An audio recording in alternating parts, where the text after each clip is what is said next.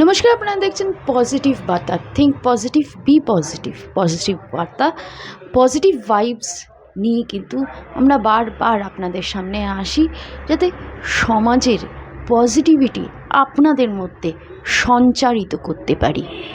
আসুন আজ কথা বলে নিচ্ছি সোমদত্তা বিশ্বাস ম্যাডামের সাথে, একজন স্কুল টিচার, একজন মেন্টাল হেলথ ওয়ার্কার এবং সোশ্যাল ওয়ার্কার।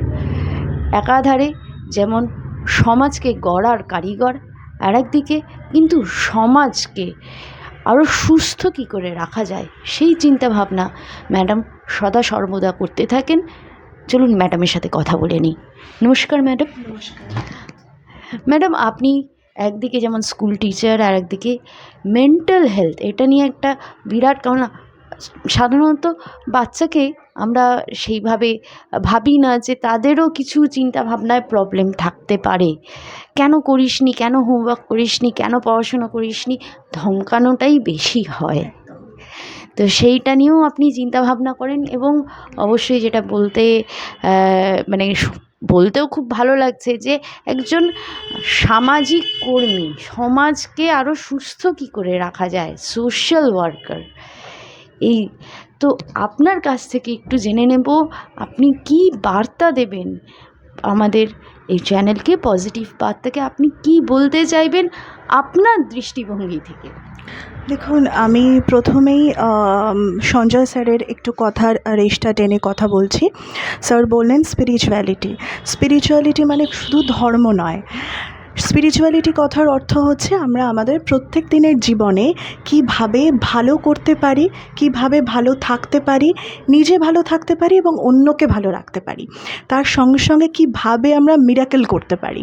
তো সবথেকে বড় মিরাকেল কিন্তু আমাদের বেঁচে থাকা। আমরা মিরাকেল করেই যাচ্ছি, আমরা শ্বাস নিচ্ছি, এটাও কিন্তু মিরাকেল। আমরা বেঁচে আছি লড়াই করে, এটাও কিন্তু মিরাকেল। তো কিভাবে আমরা মিরাকেল করতে পারি সেটাই কিন্তু স্পিরিচুয়ালিটি। তো আমরা যদি স্পিরিচুয়ালিটিকে আমাদের ডে টু ডে লাইফে অ্যাড করতে পারি, তাহলে কিন্তু আমাদের জীবনটা একদম অন্য রকম হয়ে যাবে। তো আমি একজন স্কুল টিচার হিসেবে বলছি, আমি ডে বাই ডে যেটা দেখতে পাচ্ছি, আমাদের বাচ্চারা কেউ হয়তো লো মুডের শিকার, কারোর হয়তো পড়াশুনো করতে ভালো লাগছে না, করছে না, আমরা ধমকে বিষয়টাকে সেখানেই স্থগিত করে দিচ্ছি, কেন করছিস না, কেন পড়ছি না। কিন্তু আমরা এটা ভাবছি না প্রত্যেকটা বাচ্চা কিন্তু ইন্টেলিজেন্ট তার মতো করে।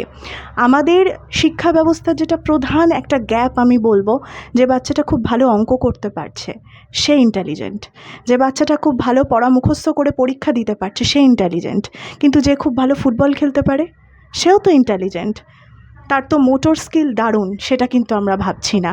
যে খুব ভালো ছবি আঁকতে পারে, যে খুব ভালো গান গাইতে পারে, সেও কিন্তু ইন্টেলিজেন্ট।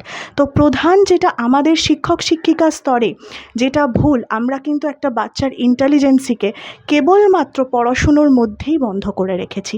তো সেই বিষয়টার দিকে আমাদের একটু নজর দিতে হবে।